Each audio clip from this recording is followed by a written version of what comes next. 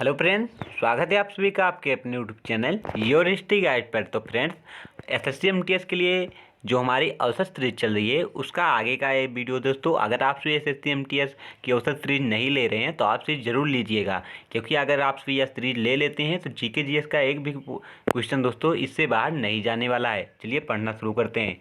बौद्ध शिक्षा का केंद्र था। बौद्ध शिक्षा का केंद्र क्या था? तो राइट आंसर ऑप्शन हमारा ए होगा, विक्रमशिला। विक्रमशिला जो था दोस्तों बौद्ध शिक्षा का केंद्र था। आगे देखते हैं। कश्मीर में कनिष्क के शासनकाल में जो बौद्ध संगति आयोजित हुई थी उसकी अध्यक्षता किसने की थी? पार्थिव ने, नागार्जुन ने, शूद्रक ने या वसुमित्र ने? तो इसका राइट आंसर दोस्तों जो है ऑप्शन हमारा डी होगा, वसुमित्र ने की थी। किसने? वसुमित्र ने की थी। आगे देखते हैं। बौद्ध धर्म के महायान और हीनयान संप्रदायों में सर्वाधिक मौलिक अंतर कौन सा था? जो बौद्ध धर्म था वो दो भागों में बट गया था, एक हीनयान और एक महायान। जो हीनयान था दोस्तों वो जो है गौतम बुद्ध जी थे, उन्हें भगवान नहीं मानते थे, और जो महायान थे उन्हें भगवान मानते थे, मूर्ति बनाकर उनकी पूजा करते थे।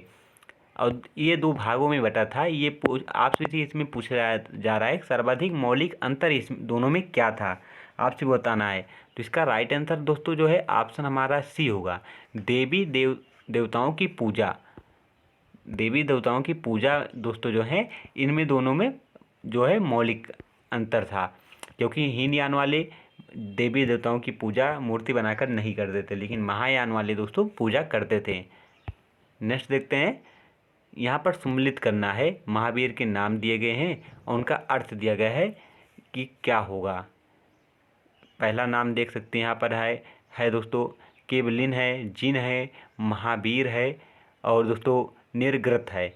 आप सभी को बताना है कि इसका अर्थ क्या होगा, आप सभी को ये चूज करना है। और नीचे कोड दिया गया है, कोड में से दोस्तों आप सभी को बताना होगा कौन सा कोड सही होगा। तो जो दोस्तों केवलिन है उसका अर्थ होता है पूर्ण ज्ञानी। जिन का अर्थ क्या होता है? जिस इंद्रियों को जीतने वाला। महावीर का क्या होता है? अपरिमित पराक्रमी। और निर्गत का अर्थ क्या होता है? बंधन रहित। कोड क्या बनेगा? 1 2 3 4। ऑप्शन हमारा ए बिल्कुल राइट होगा। नेक्स्ट देखते हैं। रजिया सुल्तान किसकी बेटी थी? रजिया सुल्तान जो थी वो किसकी बेटी थी, ये आपसे इसे पूछा जा रहा है। हमें तो नहीं लगता दोस्तों इससे जो है दोस्तों इससे सरल क्वेश्चन आएगा। तो राइट आंसर ऑप्शन हमारा ए होगा, इल्तुतमिश। और ये भी याद रखिएगा यहाँ से कि अगर आपसे यह पूछा जाए कि दासों का दास किसे कहते हैं तो इल्तुतमिश को कहते हैं। और दास वंश की स्थापना किसने की थी? तो कुतुबुद्दीन ऐबक ने की थी। और बाजार दोस्तों जो कर व्यवस्था अपनाई गई थी किसने शुरू की थी? तो बलवन ने की थी। और जो सिपाहियों को दोस्तों नगद वेतन शुरू कर दिया था और घोड़े दागने की शुरुआत बलवन ने ही की थी। आगे देखते हैं। लोधी वंश का अंतिम शासक कौन था? लोधी वंश का अंतिम शासक कौन था, ये आपसे इसे पूछा जा रहा है। वह कौन सा शासक था जिसके साथ बाबर की युद्ध हुई थी और युद्ध भूमि में दोस्तों उसकी मृत्यु हो गई थी? तो राइट आंसर ऑप्शन हमारा बी होगा, इब्राहिम लोधी। इब्राहिम लोधी ही था। और दोस्तों बाबर का सबसे पहले युद्ध भारत में इसी के साथ हुआ था, जिसके इसने ही दोस्तों लोधी वंश का अंत किया है। और रणभूमि में पहला शासक इब्राहिम लोधी ही था जिसकी मृत्यु रणभूमि में हुई थी। नीचे दोस्तों सूची एक दी गई है, आदिवासी विद्रोह है, दूसरे में विद्रोह नेता दिया गया है। आप सभी को मिलान करना है कि कौन सा कोड बिल्कुल इसका राइट होगा। चलिए अब देखते हैं कौन सा कोड सही होगा। काल विद्रोह जो छोटा नागपुर में हुआ था 1820 से 1827 तक चला था, ये इसके नेता कौन थे? तो बुद्ध भगत जी थे। उसके बाद रामोसी विद्रोह 1822 से 1829 तक चला, चित्तर सिंह जी थे। और भूमिज विद्रोह दोस्तों मान सिंह 1832 से 1833, गंगा नारायण इसके नेता थे। संथाल विद्रोह दोस्तों जो है राजमहल में चला था, 1855 से 1856 तक चला, सिद्धू व कान्हू जी थे। कोड कौन सा सही होगा? 1 2 3 4। ऑप्शन हमारा दोस्तों जो बी है, ऑप्शन हमारा ए है दोस्तों, बिल्कुल राइट होगा। 1 2 3 4 बिल्कुल ठीक है। चलिए आगे देखते हैं। अब अगला हमारा क्वेश्चन है, भारत का महान्यायवादी कब तक पद धारण करता है? भारत का महान्यायवादी कब तक पद धारण करता है? 2 वर्ष, 5 वर्ष, राष्ट्रपति के प्रसाद पर्यंत, प्रधानमंत्री के प्रसाद पर्यंत। तो राइट आंसर ऑप्शन हमारा दोस्तों सी होगा, राष्ट्रपति के प्रसाद पर्यंत होते हैं। अगर बात कर लें कि महान्यायाधीश की नियुक्ति कौन करता है, तो राष्ट्रपति जी ही करते हैं, ये भी आप याद रखिएगा। केंद्र सरकार के व्यय को नियंत्रित करने की शक्ति किसमें निहित है? केंद्र सरकार के व्यय को नियंत्रित करने की शक्ति किसमें निहित है? संसद में, राष्ट्रपति में, नियंत्रक एवं महालेखक परीक्षक में, या केंद्रीय वित्त मंत्री में? तो इसका राइट आंसर ऑप्शन हमारा दोस्तों सी होगा, नियंत्रक एवं महालेखक परीक्षक में। आगे देखते हैं, भारतीय प्रशासनिक सेवा आईएएस तथा भारतीय पुलिस सेवा आईपीएस को समाप्त करने की सिफारिश किसने की थी? मतलब यहाँ पर ये पूछा जा रहा है आईएएस तथा आईपीएस के पद को समाप्त करने की सिफारिश किसने की थी? तो इसका राइट आंसर दोस्तों जो है ऑप्शन हमारा डी है। कौन सा है? ऑप्शन हमारा डी बिल्कुल सही है, राजमन्नर आयोग ने। इंपॉर्टेंट क्वेश्चन है दोस्तों, यह कई बार आप सभी के एग्जाम में पूछा गया, फिर से पूछे जाने की संभावना है कि आईएएस तथा आईपीएस के पद को समाप्त करने की सिफारिश किसने की थी? तो राजमन्नर आयोग ने की थी।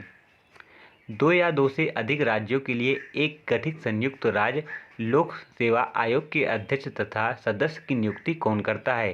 प्रधानमंत्री, राष्ट्रपति, केंद्रीय गृह मंत्री, आपसी सहमति से संबंधित राज्यों के राज्यपाल कौन करते हैं? ये आप सभी से पूछा जा रहा है। तो इसका राइट आंसर दोस्तों ऑप्शन हमारा बी बिल्कुल राइट होगा, राष्ट्रपति करते हैं।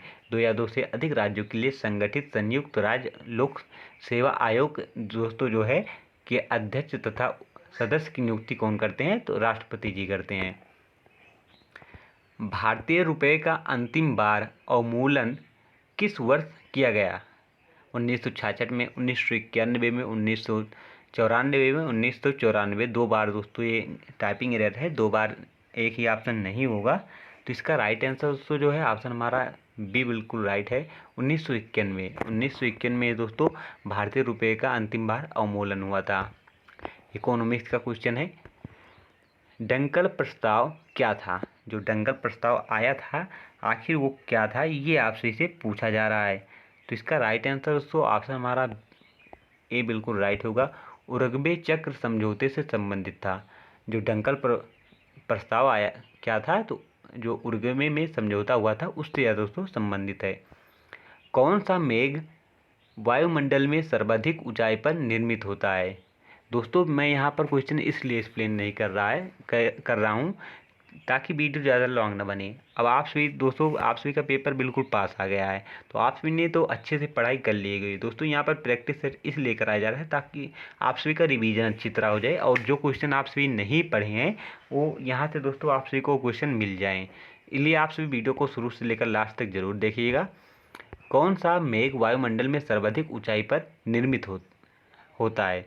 जो कौन सा दोस्तों मेघ जिसे बादल भी कहते हैं वो वायुमंडल के सबसे अधिक ऊंचाई पर निर्मित होता है, ये आपसे से पूछा जा रहा है। तो राइट आंसर ऑप्शन हमारा दोस्तों ए है, पच्छाद मेघ जो है वो वायुमंडल में सबसे ऊंचाई पर बनता है। नेक्स्ट देखते हैं, पवन विमुख ढालों की अपेक्षा पवन विमुख ढालों पर वृष्टि अधिक होती है, यह किस वर्षा की विशेषता है? दोस्तों यहाँ पर पूछा जा रहा है जो पवन विमुख ढाल है इसकी अपेक्षा में पवन विमुख ढालों पर जो वृष्टि अधिक होती है ये किस प्रकार की वर्षा की विशेषता है? अगर आप सभी ने भूगोल में पढ़ा होगा वर्षा के प्रकार, तो वहाँ पर आप सभी को या कुछ दोस्तों क्वेश्चन जरूर ही मिला होगा। तो इसका राइट आंसर दोस्तों जो है ऑप्शन हमारा डी बिल्कुल राइट होगा, पर्वतकृत। वैसे भी आप सभी देख सकते हैं यहाँ पर ढाल का वर्णन किया गया है, तो ढाल किस पर होता है? पर्वत में ही होता है। यहाँ पर आप सभी ऑप्शन तो ही कर सकते थे पर्वतकृत। नेक्स्ट देखते हैं, ट्रक फार्मिंग का अभिप्राय क्या है? ट्रक फार्मिंग का अभिप्राय क्या है ये आप सभी से पूछा जा रहा है। तो इसका राइट आंसर ऑप्शन हमारा सी है। क्या? ऑप्शन हमारा सी बिल्कुल राइट होगा, बागवानी कृषि।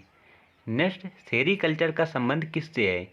सेरीकल्चर का संबंध किससे है? 1 लाख से, रेशम कीट से, मछली मछली से, मक्खी से, किससे ही ये आपसे से पूछा जा रहा है। तो राइट आंसर रेशम कीट के पालन को ही दोस्तों क्या कहते हैं, सेरीकल्चर कहते हैं। सवाना चारागाह कहाँ पर पाए जाते हैं, सवाना चारागाह कहाँ पर पाए जाते हैं, ये आपसे से पूछा जा रहा है। तो दोस्तों कहाँ पर, अफ्रीका में पाए जाते हैं। जो सवाना दोस्तों चारागाह वो कहाँ पर, अफ्रीका में पाए जाते हैं। राइट आंसर ऑप्शन बी होगा। चलिए आगे देखते हैं। अब अगला हमारा क्वेश्चन है, महात्मा बुद्ध ने अपना प्रथम धर्म चक्र परिवर्तन किस स्थान पर किया था, कहाँ पर किया था। तो राइट आंसर ऑप्शन हमारा दोस्तों बी होगा, सारनाथ में। कहाँ पर, सारनाथ में। आगे देखते हैं, भारतीय शास्त्रीय नृत्य की सबसे प्राचीन शैली कौन सी है। भारतीय शास्त्रीय नृत्य की सबसे जो प्राचीन या सबसे पुरानी शैली कौन सी है, ये आपसे से पूछा जा रहा है। तो राइट आंसर ऑप्शन हमारा तो सी होगा, भारतनाट्यम। और किस राज्य का शास्त्रीय नृत्य है, तो तमिलनाडु का है। उड़ीसी कहाँ का है, उड़ीसा का है। कुचिपुड़ी कहाँ पर दोस्तों, आंध्र प्रदेश का है। कथकली कहाँ का है, केरल का है। अगर आपसे से पूछा जाए कथक किस राज्य का है, तो उत्तर प्रदेश का है। लंदन किस नदी के किनारे पर स्थित है, लंदन जो है वो किस नदी के किनारे स्थित है, ये आपसे से पूछा जा रहा है। तो इसका राइट आंसर ऑप्शन हमारा दोस्तों बी होगा, थेम्स नदी के किनारे लंदन स्थित है। इंपॉर्टेंट क्वेश्चन है, सार्क का अस्थायी सचिवालय कहाँ है, सार्क का अस्थायी सचिवालय कहाँ पर स्थित है। तो राइट आंसर ऑप्शन हमारा बी होगा, काठमांडू में। कहाँ पर, काठमांडू में स्थित है। फलों को कृत्रिम रूप से पकाने के लिए कौन सी गैस प्रयुक्त की जाती है, फलों को कृत्रिम रूप से पकाने के लिए कौन सी गैस का प्रयोग करते हैं, तो एसिटिलीन का। ऑप्शन हमारा डी बिल्कुल राइट होगा। आगे देखते हैं, यातायात सिग्नलों में लाल प्रकाश प्रयुक्त किया जाता है क्योंकि, वैसे भी दोस्तों ये सोचने वाली तो बात ही है कि यातायात में आखिर लाल सिग्नल का प्रयोग क्यों करते हैं। लाल प्रकाश सबसे कम प्रक्षेपित होता है, लाल खतरे का प्रतीक होता है, खून का रंग लाल होता है, प्राणी लाल रंग पहचान सकते हैं। कौन सा ऑप्शन राइट होगा, ये आपसे से पूछा जा रहा है। तो राइट आंसर ऑप्शन हमारा दोस्तों ए होगा, लाल प्रकाश सबसे कम प्रक्षेपित होता है इसलिए। नेक्स्ट देखते हैं, किस विटामिन की कमी के कारण बेरी रोग होता है, किस विटामिन की कमी से होता है, ये आपसे से पूछा जा रहा है। तो राइट आंसर ऑप्शन हमारा बी होगा, विटामिन बी1। विटामिन बी1 के दोस्तों कारण ही बेरी रोग होता है। और ये क्वेश्चन नंबर जो दोस्तों 26 है, ये आप सभी का होमवर्क है। आप सभी को इसका आंसर कमेंट बॉक्स में बताना है।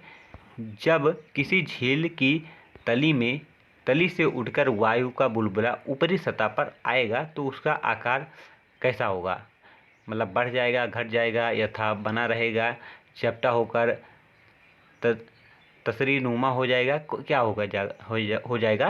क्वेश्चन फिर से देख लें, जब किसी झील की तली से उठकर वायु का बुलबुला ऊपरी सतह पर आता है तो उसके आकार में क्या परिवर्तन होता है, घटता है, बढ़ता है, यथा जैसा रहता वैसा बने रहता है, क्या होगा। इसका आंसर आप सभी को कमेंट बॉक्स में बताना है। और दोस्तों साथ ही यह भी बताना है कि आप सभी को वीडियो कैसा लगा, ताकि हम अगर कोई इसमें दोस्तों कमी है उसे भी बताइए, ताकि हम अपनी वीडियो में सुधार ला सकें। Thank for watching this video.